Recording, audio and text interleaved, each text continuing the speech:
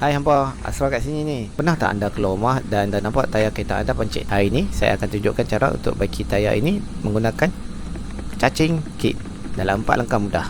Jom kita mulakan. Pertama sekali, kita perlu cari paku pada tayar. Jadi, minta seorang gerakkan kereta pelan-pelan sambil anda tengok di bahagian tayar ada tak paku. Bila dah jumpa, anda boleh sembuh dengan air sabun. Kalau keluar buih, tu tandanya ada kebocoran. Gunakan pelayar untuk cabut paku, ambil cacing tayar anda dan keluarkan rima.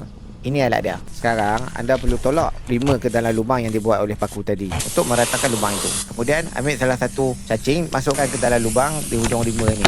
Anda masukkan ia masuk kira-kira setengah daripada panjang cacing itu. Anda boleh tolak plug ke dalam lubang sehingga kira-kira 3/4 masuk. Kemudian tarik dengan satu tarikan cepat supaya plug tertinggal dalam lubang. Anda boleh biarkan cacing begitu saja ataupun potong hujungnya supaya rata dengan tayar. Langkah terakhir, isi tayar dengan angin. Tekanan angin yang betul ada ditulis pada pelekat di bahagian pintu kereta. Dalam kes ni kita perlu pump dan perkara terakhir yang perlu dibuat adalah sapu dengan air sabun sekali lagi. Tiada buih keluar, tu maksudnya anda telah berjaya baiki tayar dengan betul.